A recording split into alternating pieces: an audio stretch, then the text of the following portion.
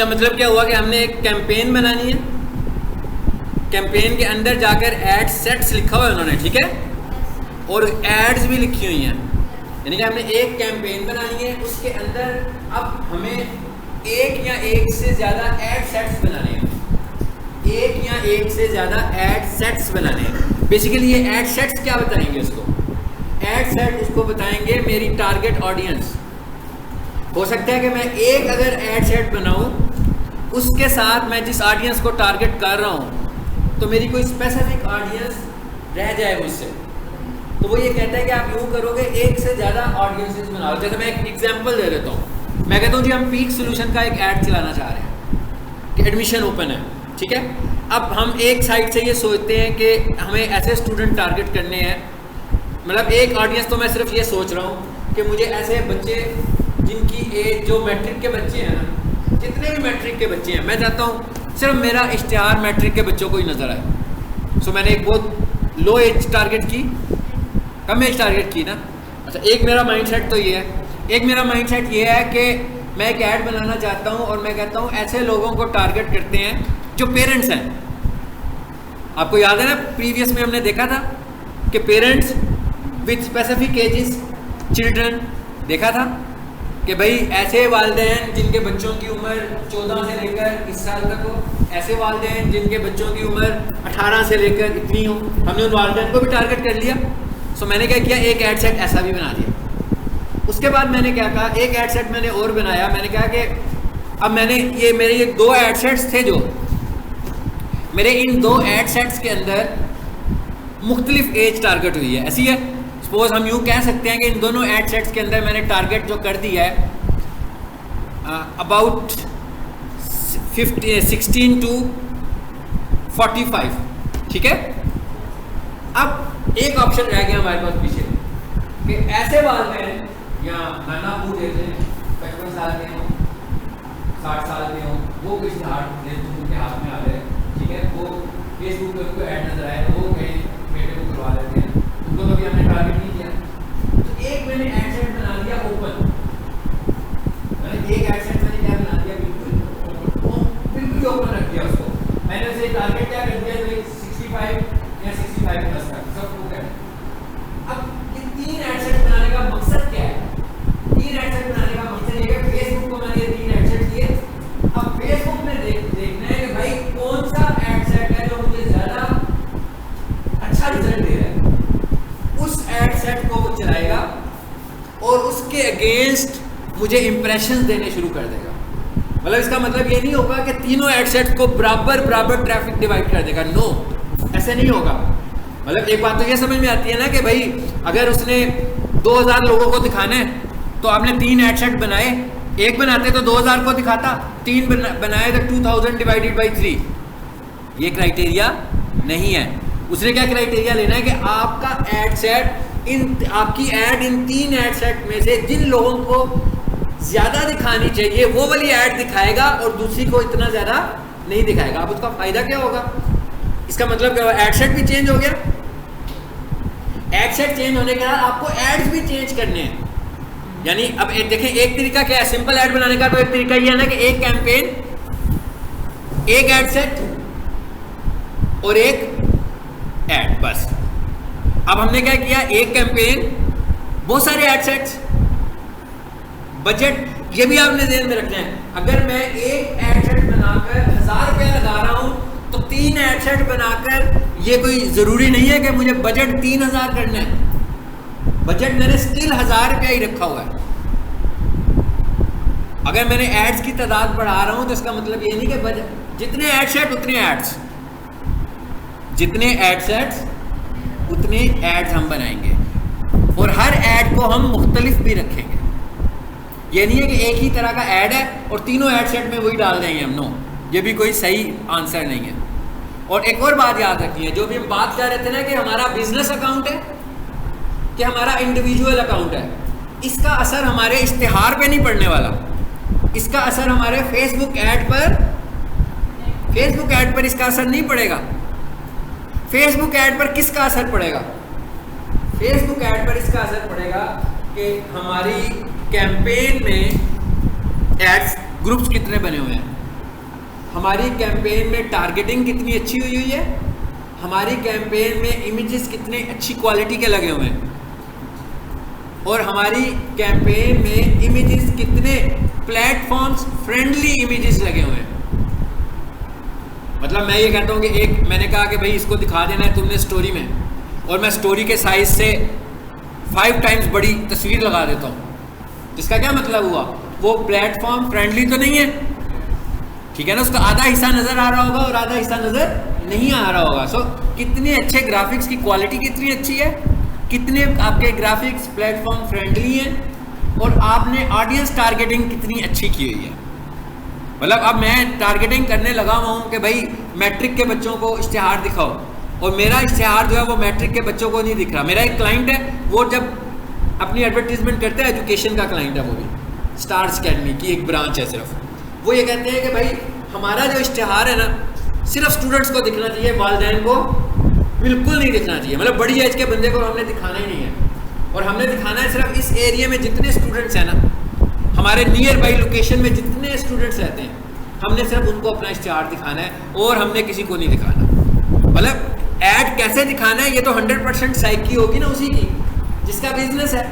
मतलब उसको फील होता होगा कि भाई कौन लोग होते हैं जो मेरे पास आते हैं और पॉजिटिव ज़्यादा होते हैं, तो वो उनको ही टारगेट करने लगा। उसको पता है कि भाई मेरी ब्रांच है स्टार्स अकेडमी की इधर, ठीक है, तो 5-10 किलोमीटर के बाद एक और ब्रांच आ जाएगी, 15 किलोमीटर के बाद एक और ब्रांच आ जाएगी। तो लाजमी बात है अगर 15 किलोमीटर से दूर मेरा इश्तिहार दिख रहा है, मुझे तो कोई फ़ायदा नहीं हो रहा, दूसरी ब्रांच को तो हो रहा है।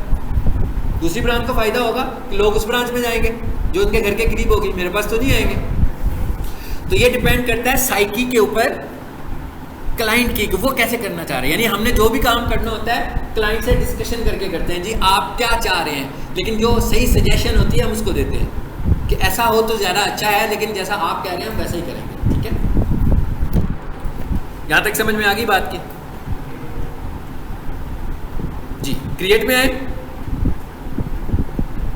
क्या ख्याल है, क्रिएट में आना चाहिए ना?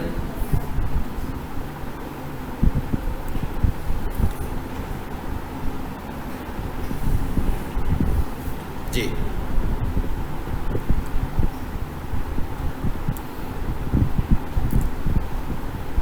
क्या लिखा हुआ है, क्रिएट न्यू कैंपेन,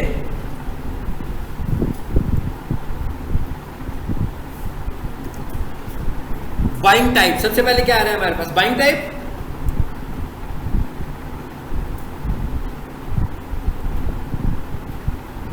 हमने क्या कहा जी, ये देखिए, ये मैंने पिछले लेक्चर में भी आपको बताया कि इतने सारे हमारे पास बाइंग टाइप्स हैं। क्या होना चाहिए, हमारा गोल क्या होना चाहिए, ऑब्जेक्टिव क्या होना चाहिए। अभी फिलहाल मैं चूज कर रहा हूँ किसको, अवेयरनेस को मैंने चूज किया। अब मैंने जैसे ही अवेयरनेस को चूज किया तो ये क्या लिखा हुआ आ रहा है, रीच। दूसरे नंबर पर क्या आ रहा है, ब्रांड अवेयरनेस। रीच का क्या मतलब है कि भाई मैं ज्यादा लोगों को दिखाना चाह रहा हूँ। ब्रांड अवेयरनेस का क्या मतलब है कि इस वक्त मैं जो अवेयरनेस का काम कर रहा हूँ इस वक्त मुझे इतनी ज़्यादा कन्वर्जेंस नहीं चाहिए, कन्वर्जेंस से ज़्यादा मुझे ब्रांड अवेयरनेस की ज़रूरत है कि लोगों को हमारी चीज़ का पता लग जाए। उसके बाद क्या आ रहा है जी, वीडियो व्यूज़। और उसके बाद क्या आ रहा है, स्टोर लोकेशन अवेयरनेस, यानी कि फिजिकली आपका स्टोर किस जगह पर है। उसके बाद और नीचे आओ, ये क्या लिखा हुआ जी, इस पर मैंने क्लिक किया, क्या आ गया, कैंपेन। देखिए आपने एक कैंपेन तो नहीं बनानी ना, नंबर ऑफ कैंपेन चल रही होंगी आपके फेसबुक के ऊपर, अगर नंबर ऑफ एड्स चल रहे हैं तो आपने अपनी कैंपेन का नाम इस तरह का रखना है जिससे आपको भी पता लगे कि ये रिफ्लेक्ट कर रहा है आपकी कैंपेन को, आपको अंडरस्टैंड करने में भी उसको आसानी हो कि भाई ये कौन सी कैंपेन चल रही है। ठीक है, सो हमने यहाँ पर रख देना है मिसाल के तौर पर, जैसे मैं यहाँ पर आया और यहाँ अगर मैंने कैंपेन का नाम लिखा स्टार्स अकेडमी ब्रांड अवेयरनेस, चलो जी सही है। उसके बाद मैंने एक और डैश लगाया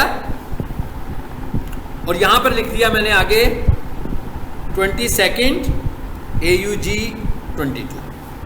अब मुझे कुछ समझ में आ जाएगी ना लेटर ऑन की मैंने क्या बनाया हुआ है, मतलब मैं अपने तौर पर समझने के लिए इसका ये नाम रखा है। इस कैंपेन का नाम क्या होगा, इसका रिजल्ट पे क्या असर होगा, ये कोई मैटर नहीं करता, ये चीज़ें मैटर नहीं करते हैं कि इसका असर क्या होगा। ठीक है, यहाँ लिखा हमने स्टार्स अकेडमी ब्रांड अवेयरनेस 22 अगस्त 22, ताकि अगर 2 महीनों के बाद भी मुझे नज़र आए तो मुझे पता लगे कि 2 महीने पहले मैंने क्या काम किया।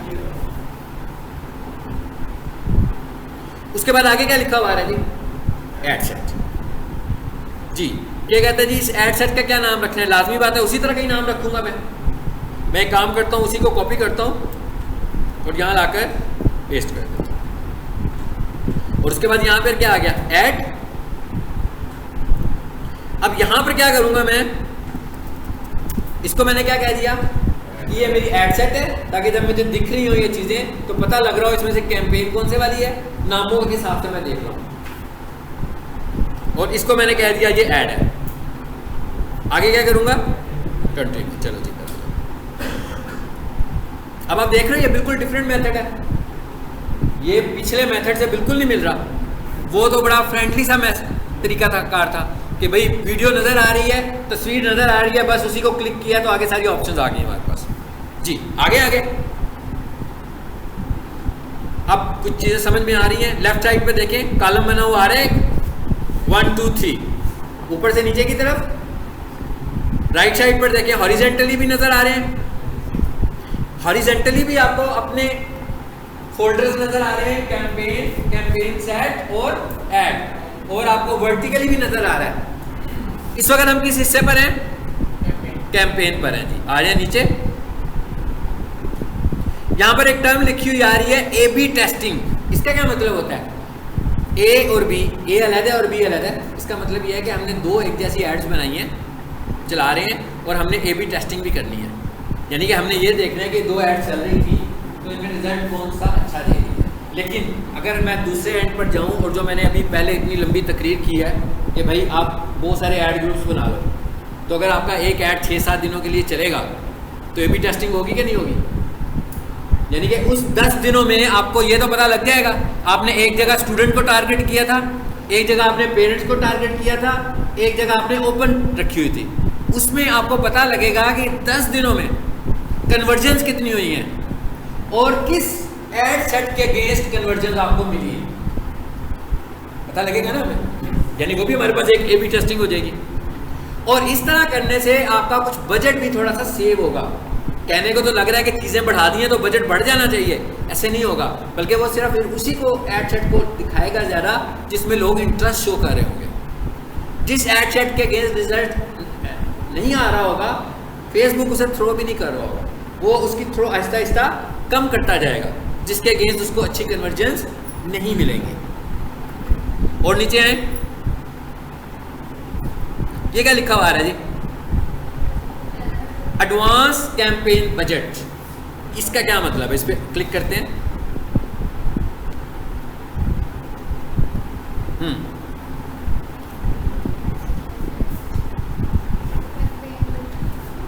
आ गया। कहता है जी एडवांस का क्या मतलब है जी कि हमने यहां पर अपना खुद से अब कैंपेन बजट हम 2 जगहों पर दे सकते हैं, याद रखिएगा। ऐड ग्रुप में भी दे सकते हैं और कैंपेन लेवल पर भी दे। इन दोनों में फ़र्क है जो आपको भी पता लगेगा। हाँ, अभी फिलहाल मैं इसको बंद करने लगा हूँ, ऑफ कर दिया मैंने इसको।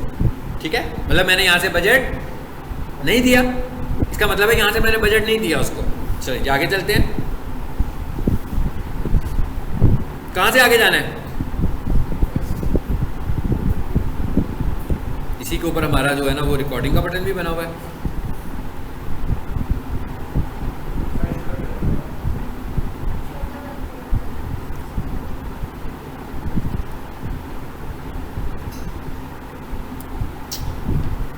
अच्छा आगे देखें जरा क्या आ गया है। ऊपर आ गया रिव्यू एंड पब्लिश। ये क्या लिखा हुआ है ऊपर, इन ड्राफ्ट। इसका क्या मतलब हुआ, अभी तक तो ये कैंपेन पब्लिश नहीं हुई, तो ये कहाँ चली गई, ड्राफ्ट में चली गई। ड्राफ्ट का मतलब ये कि अभी तक कैंपेन मेरे पास ही है। ठीक है, मैंने इसको लाइव नहीं किया हुआ अभी तक, ना पब्लिश करवाया। इस पर क्लिक करते हैं, पेंसिल पे,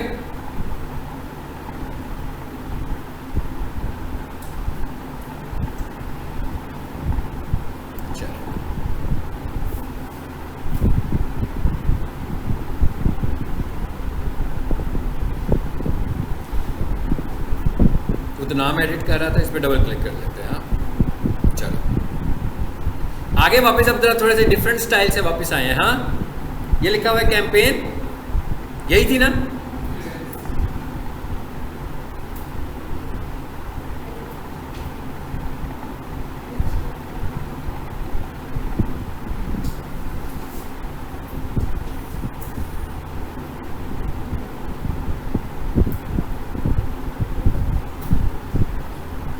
चलिए इसको फिलहाल करते हैं डिस्कार्ड।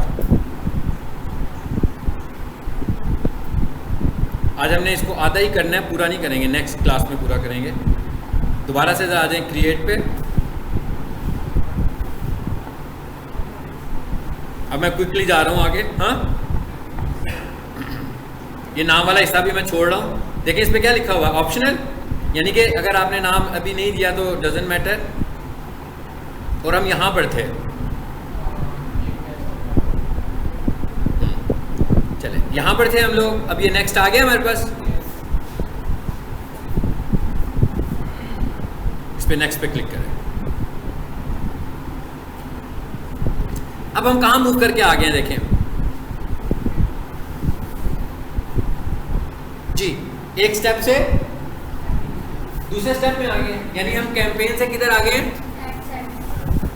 एड सेट में आ गए हैं। और ये देखें 1 2 3 ये 3 चीजें नजर आ रही हैं आपको।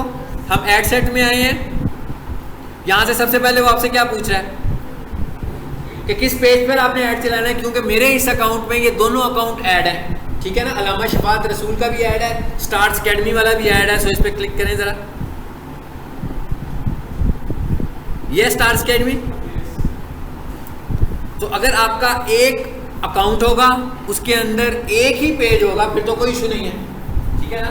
तो मैं एक ही अपने अकाउंट से मुख्तलिफ लोगों के पेजेस को ऑपरेट करने लगा हूँ, ठीक है? तो मुझे फिर यहाँ पर आकर हमेशा ये भी देखना है, ये ना हो कि ऐड किसी और का हो और चल किसी और के अकाउंट में चला जाए, पेज किसी और के वो शो कर रहा हो। नीचे आए जरा जी, ये आ गया स्टार्स अकेडमी नीचे। मैंने ऊपर से स्टार्स अकेडमी को शो किया है, उसके बाद नीचे पेज आ गया जी। आगे देखें जरा क्या आ रहा है। फिर वही चीज आ गई दोबारा से, डेली बजट आ गया। यानी बजट हम कहां से टारगेट कर सकते हैं, कैंपेन से भी कर सकते हैं और एड सेट से भी कर सकते हैं। ठीक हो गया।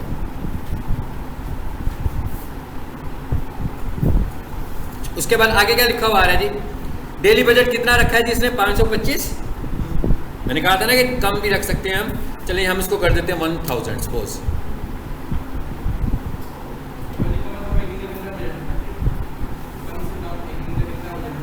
मैंने 300 पे भी चलाया हुआ है, 400 पे भी चलाया हुआ है किसी का ऐड। उस पर रिस्पॉन्स इतना ही मिलेगा ना, अगर थोड़े से इंप्रेशन जाएंगे कोई लोग, अगर तो वो सही टारगेटिंग हो जाएगी आपकी तो फिर रिस्पॉन्स मिल जाएगा थोड़ा, लेकिन मिलेगा तो उतना ही ना, लिमिटेड हद तक। मतलब मैं ये कहूँगा कि 1000 रुपया तो मैं कहता हूँ भाई 4000 लोगों को दिखा दिया, 2000 रुपया तो मैं कहता हूँ 8 से 10,000 लोगों को दिखा दिया। तो पैसे बढ़ाता जा रहा हूँ तो रीच बढ़ती जा रही है, तो रीच बढ़ती जा रही है तो इंप्रेशन भी बढ़ते जा रहे हैं। जब इंप्रेशन बढ़ेंगे, ज़्यादा लोग उसको देख रहे होंगे, उनके सामने आ रहा होगा, तो रिजल्ट कन्वर्जेंस होने के चांसेस भी ज़्यादा होते जाएंगे। ठीक है, अच्छा और देखते हैं जी यहाँ पर क्या चीज़ आ रही है। ये क्या लिखा हुआ, स्टार्ट। अब शुरू करना है आपने ऐड। ये जगह मैंने आपको दिखानी चाहिए बिल्कुल। एक और जगह पर हम आ गए हैं और यहाँ पर इसका एडिट का बटन आपको डिसेबल नजर आ रहा है, ऐसे ही है, देखें जरा।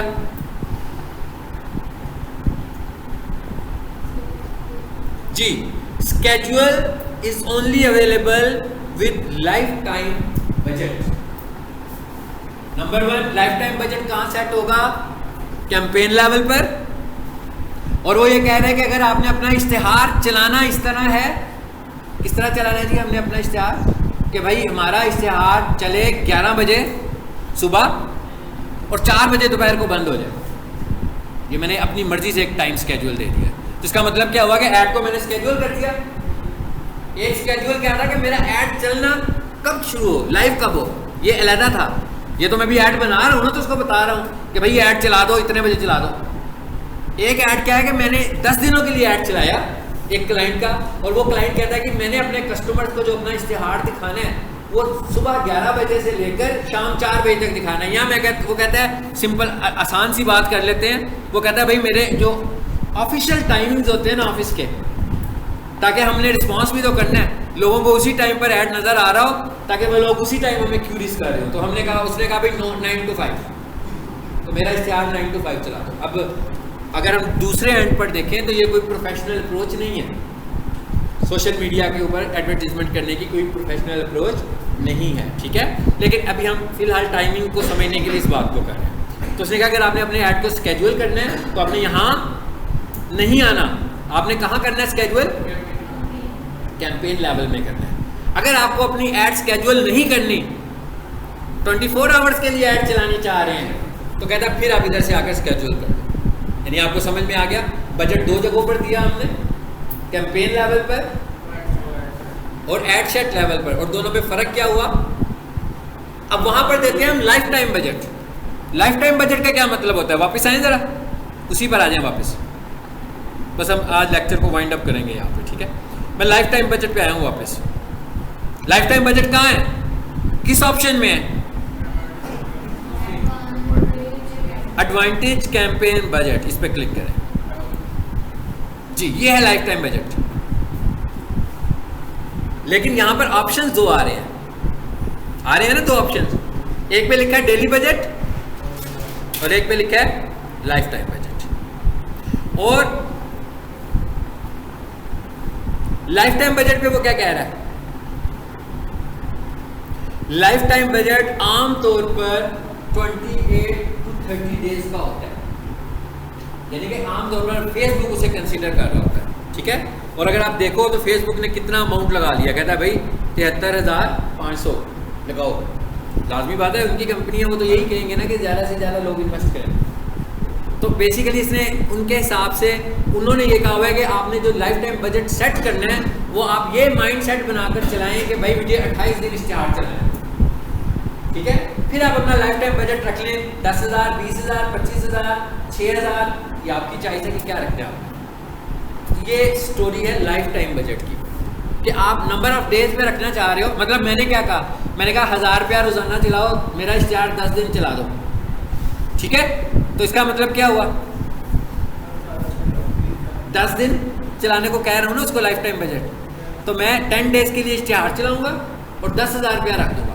जैसे ही मैंने 10,000 रुपया रखा तो उसने क्या समझ लिया कि इसका डेली बजट क्या हो गया, 1000 रुपया। बात समझ में आ गई। लेकिन वो खुद से क्या रिकमेंडेशन दे रहा है, वो अगर वो कह रहे हैं ना 70+, तो बेसिकली उसने अपना एक सिनेरियो क्या बनाया हुआ है कि आप इसको अगर 70 रख रहे हो तो आप इसको चलाओगे 30 डेज पे, 70 को डिवाइड करो, फिर आप देखना आपको रिजल्ट कितना अच्छा मिलेगा। But it varies company to company. अगर किसी कंपनी का इतना ज़्यादा बजट ही नहीं है तो वो तो फिर लो बजट पे एडवर्टीजमेंट करेगी। समझ आ गई बात की। अच्छा, और नीचे आए ज़रा, यहाँ पर 73 की बजाय हम लिख लेते हैं 8,000।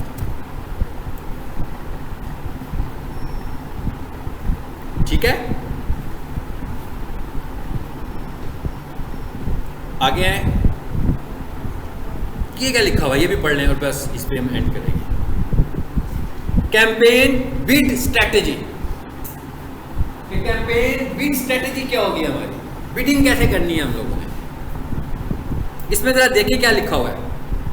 सबसे पहले क्या लिखा हुआ आ रहा है, हाईएस्ट वॉल्यूम। हाईएस्ट वॉल्यूम से क्या मुराद है कि वॉल्यूम बढ़ा दो हमारा।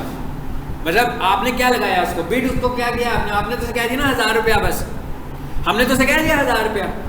अब हाँ, अब वो फेसबुक क्या करेगा हाईएस्ट वॉल्यूम पे, वो आपके 1000 रुपये को बेहतर से बेहतर तरीके पर इस्तेमाल करेगा। जैसे पीक सॉल्यूशंस वालों को कहा जाए, बजट दिया जाए कि जनाब ये 80,000 रुपीज़ हैं, ये आपने एडवर्टीजमेंट के लिए यूज़ करने हैं, ठीक है। सो ये तो मुमकिन नहीं है कि वो 80,000 रुपये के बैनर बनवा दें, नहीं है ना मुमकिन। मुख्तलिफ स्ट्रेटेजीज रखेंगे ना, थोड़े से पैसे बैनर्स के लिए रख लेंगे, हो सकता है थोड़े से पैसे सोशल मीडिया के लिए रख लें, थोड़े से पैसे गूगल ऐड के लिए रख लेंगे, थोड़े से पैसे कि यार ये केबल चलती है जो इस एरिया में, इस पर भी इन्वेस्ट। तो क्या हो रहा है, ये प्रॉपर मैनेजमेंट हो रही है बजट की। सेम इसी तरीके से जब हम कहते हैं ना उसको कि हाईएस्ट वॉल्यूम, हाईएस्ट वॉल्यूम का क्या मतलब है कि वो आपके पैसों को बहुत अच्छे तरीके से इस्तेमाल करेगा और हाईएस्ट बिड पे रखेगा। हाईएस्ट बिड का क्या मतलब है, हाईएस्ट बिड का मतलब यह है कि जो लोग ज़्यादा इन्वेस्ट कर रहे हैं उनके कंपटीशन पे आपके इंप्रेशंस को दिखा रहा होगा। अब एक तरीका क्या है, एक तरीका यह है कि मैं हाईएस्ट वालियां नहीं कहता, मैं उसे क्या कह देता हूँ, मैं उसे कहता हूँ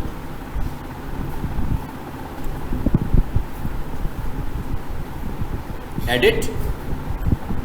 देखें जरा क्या आ रहा है इसमें, और नीचे में क्या आ रहा है, बिड कैप। बिड कैप से क्या मतलब है, बिड कैप से मतलब यह है कि मैं बिड को एक कैप लगा रहा हूं, ठीक है।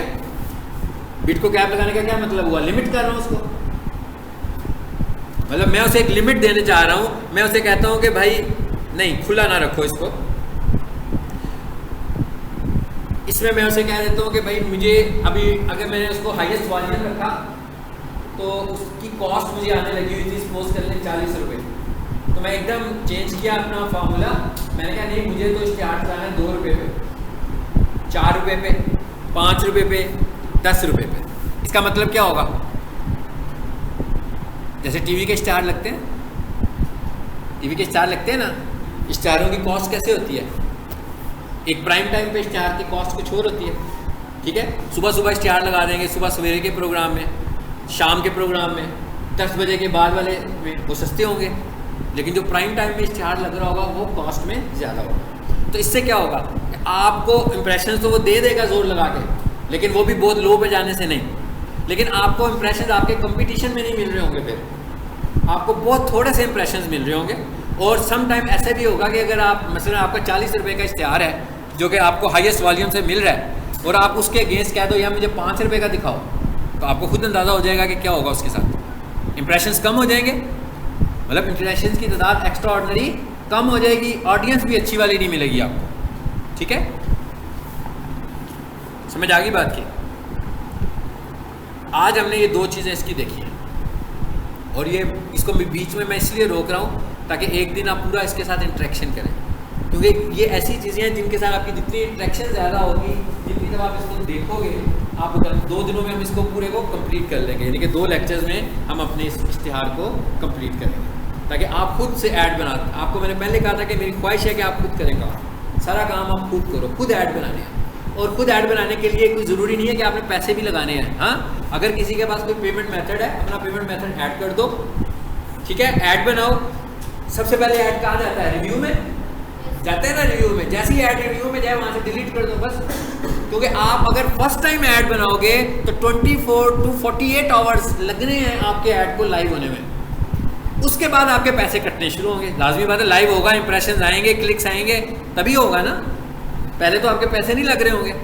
तो आप ऐड बनाओ, जैसे ही रिव्यू में चला जाए इसका मतलब क्या हुआ, आपका ऐड बिल्कुल ठीक बन गया। समझ आ गई बात की।